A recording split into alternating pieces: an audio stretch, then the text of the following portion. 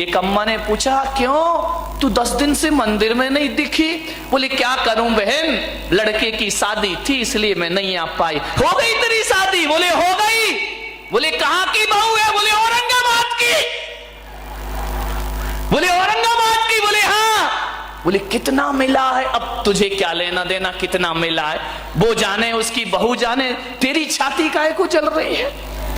क्या मिला दहेज में? अरे भाई दहेज अहेज में छोड़ो, हमने तो महाराज के प्रवचन सुन लिए थे कि दहेज लेना पाप है। एक साड़ी में लड़की लाए हैं, हमने कोई दहेज नहीं लिया है।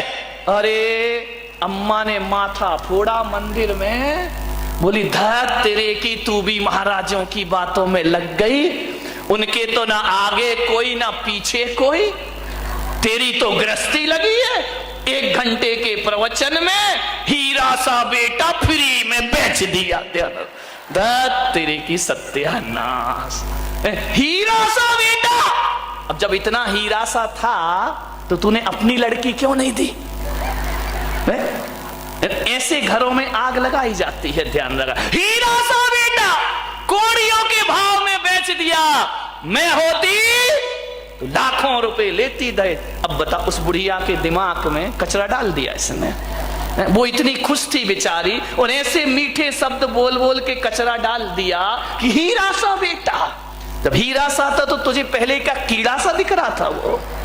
ध्यान रखिए, मत उजाड़ो किसी के घर। ध्यान रखिए, घरों को बसाइए, किसी के घरों को बर्बाद मत करिए। आओ, ये इंसान एक मंदिर के समान हुआ करता है, और ये धरती उस तीर्थ स्थान के समान हुआ करती है जहां हम लोग रहा करते हैं। मान्यवर, एक तीर्थ जैसा वातावरण बनाइए, जीवन स्वर्ग हो जाएगा आपका। किसी के घरों को बर्बाद मत करो। तुम्हें क्या लेना देना दहेज मिले नहीं मिले। आजकल मंदिरों में ये पद्म पुराण नहीं पढ़ती, बुढ़िया पुराण ज्यादा पढ़ती हैं। पुराण तो खुला ही रहता है, रामायण दूसरी चलती रहती है। पता चला इतनी देर मंदिर में क्या बोले स्वाध्याय कर रही थी। अब तुम्हारे स्वाध्याय में बकवास के सिवा होता क्या है? बोलो निंदा पुराण है और कुछ नहीं है। 2 लाइन पढ़ते हो, घंटा भर बुराइयां करते हो।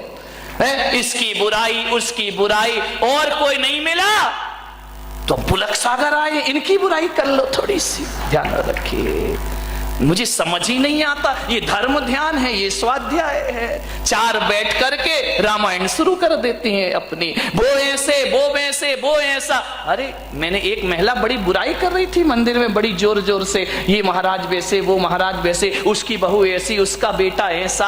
अरे तो मैंने कहा इधर आ, ये कर क्या रही है? बोले क्या कर रहे हैं? धर्म ध्यान कर रहे हैं। मैंने कहा ये धर्म ध्यान हो रहा है, इस एक दूसरे की बुराइयां कर रही हो, एक दूसरे महाराजों की बुराइयां निंदा कर, ये धर्म ध्यान है तुम्हारा। बोली महाराज जो आपने सिखाया वही तो कर रहे। मैंने कहा मैंने क्या सिखाया? बोले आपने तो कहा था कि रोज आलोचना पाठ पढ़ा करो। मैंने कहा कमाल है, धन्य है भाई, ये आलोचना पाठ चल रहा मंदिर में। मैंने कहा था अपनी आलोचना करना, तू मेरी आलोचना करने लगी। जय हो, विचार कर। ये बुढ़िया पुराण, इससे कोई कल्याण होने वाला नहीं है। ये ग्रंथ आचार्यों ने लिखे थे अपने कल्याण के लिए, तुम लग गई जगत के कल्याण के लिए।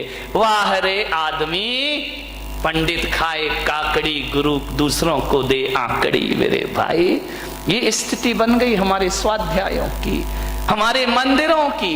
मैंने एक महिला से पूछा कि मंदिरों में इतनी बुराइयां क्यों करती हो? बोले इससे अच्छा स्थान मिलेगा कौन सा? लोग धार्मिक भी समझते हैं और अपना काम भी हो जाता है। ज्यादा रखिए, मान्यवर, मंदिरों को अपवित्र मत करिए।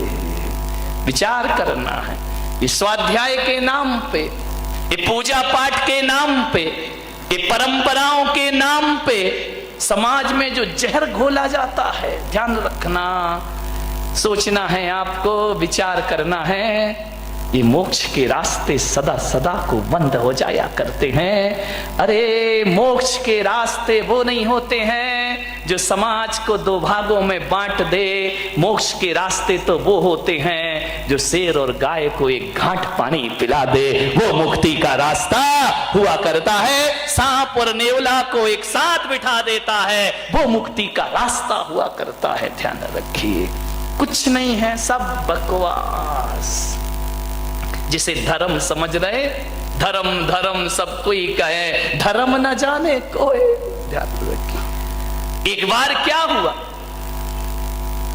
महादेव शिव पार्वती के साथ, अभी कहानी सच्ची है झूठी इस लफड़े में मत पड़ना और ना किसी पुराण में ढूंढना, हर कहानी पुराणों में नहीं होती, कुछ प्राणों में भी हुआ करती है, ध्यान रखिए। और पुराणों की कहानी नहीं, मैं तो प्राणों की कहानी ज्यादा बताता हूं, ध्यान रखना। पुराणों की कहानी तो इधर से सुनते हो, इधर से निकाल देते हो, लेकिन जब मैं प्राण की कहानी बोलता हूं तो तुम्हारे प्राण तक पहुंच जाया करती है, ध्यान रखिए। ये कहानी प्राणों की है।